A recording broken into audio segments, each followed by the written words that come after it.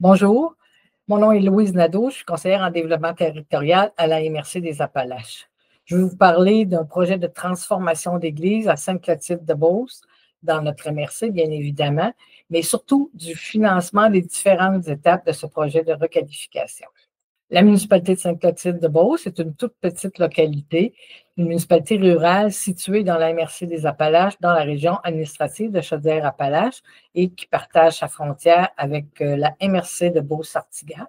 La population est de près de 600 habitants et on a noté une légère hausse de 6,1 % de la population depuis 20 ans, mais surtout au cours des récentes années. C'est un milieu très dynamique sur le plan économique. La municipalité a aménagé un grand parc industriel et elle accueille une dizaine de petites et moyennes entreprises. L'agriculture est également très dynamique. On note une forte présence d'entreprises acéricoles et de producteurs forestiers. Sainte-Clotilde est aussi connue pour son mont Grand-Mort, une magnifique montagne qui permet la pratique d'escalade, de vol libre et de randonnée pédestre, bien évidemment. L'église est relativement jeune puisqu'elle a été construite en 1947 et terminée en 1948. Elle a été conçue par l'architecte Joseph Siméon Bergeron. C'est une église modeste, le revêtement est de béton et la toiture est en bâteau d'asphalte. L'intérieur est également très sobre. Il y avait très peu d'ornementation et la nef est sans colonne. Ce sont des éléments architecturaux qu'il faut tenir compte, évidemment, dans le choix d'un projet.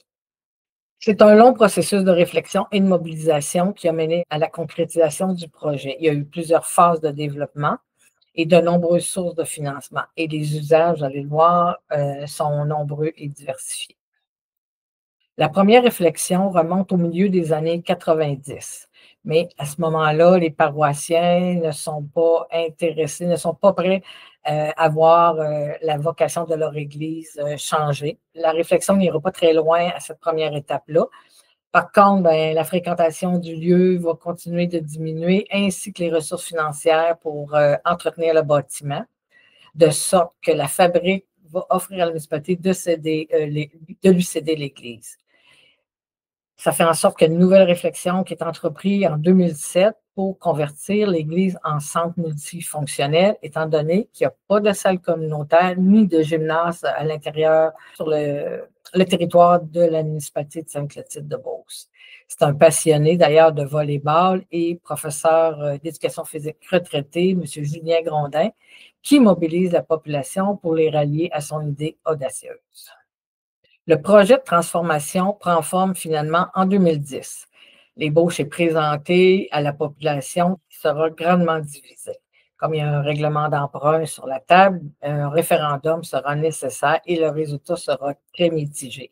51 % de la population est en faveur, ce qui représente seulement 3 votes de différence.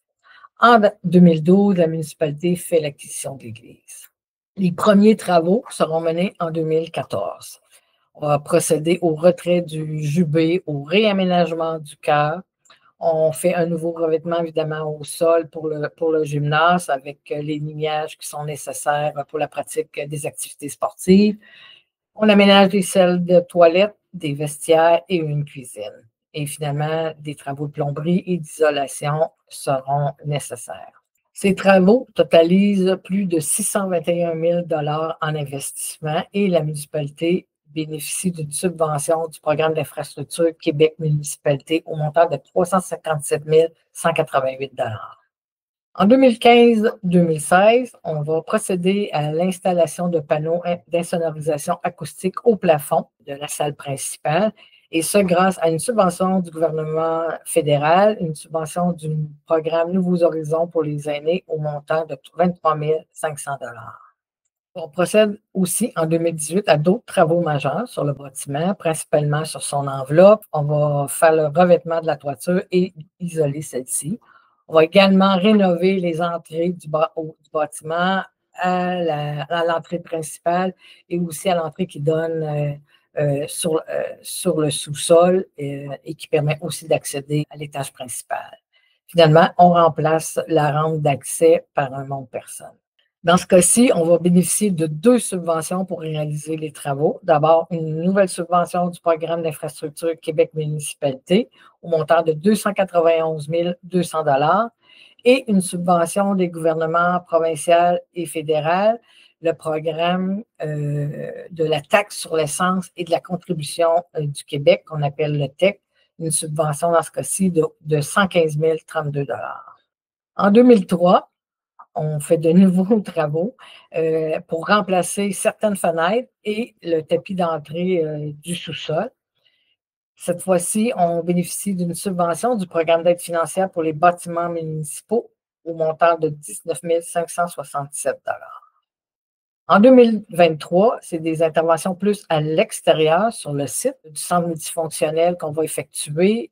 Notamment, on aménage un petit parc pour enfants à l'arrière, on prolonge le trottoir, on améliore la signalisation. Et ces interventions-là sont issues, dans le fond, de la réflexion qui a mené à l'adoption et la consultation qui a mené à l'adoption d'une nouvelle politique famille aînée à Sainte-Clotilde-de-Beauce. C'est pourquoi la municipalité a bénéficié d'une subvention du programme d'infrastructure municipale pour les aînés, le PRIMA, au montant de 100 000 Enfin, on fait des travaux au sous-sol du bâtiment pour créer 2 nouveaux espaces.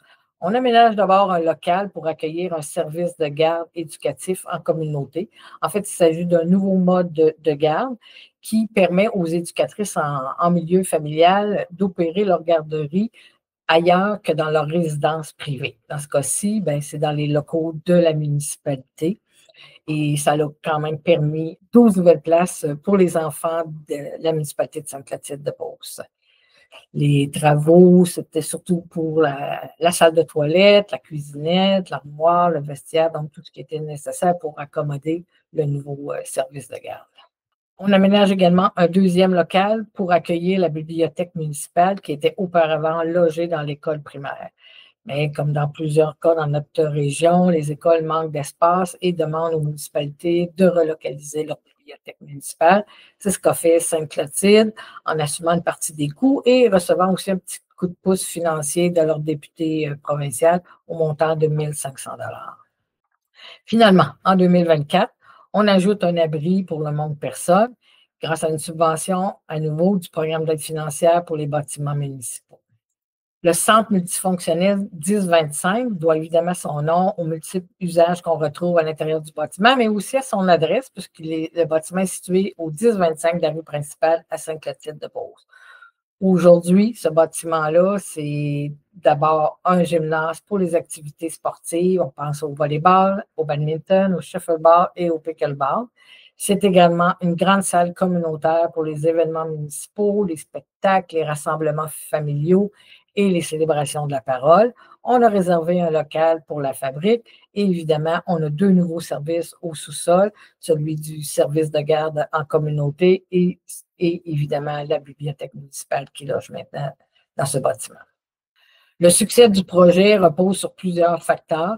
Il faut dire que dès le départ, il y a eu une bonne collaboration entre la municipalité et la fabrique et évidemment, ça a contribué à mobiliser les citoyens de Sainte-Clotilde qui ont été consultés et tenus informés aux différentes étapes de ce projet.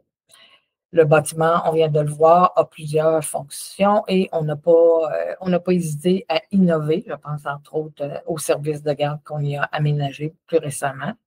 Et quand on a pris la décision d'en faire un centre multifonctionnel, on a tenu compte de ce qui existait, des infrastructures, des services dans la municipalité, mais aussi dans les municipalités voisines. Et évidemment, comme on l'a vu, les opportunités de financement, la municipalité en a profité beaucoup. Elle a reçu donc 7 subventions à l'espace de 10 ans pour un montant qui représente plus d'1 200 000 $. Merci beaucoup.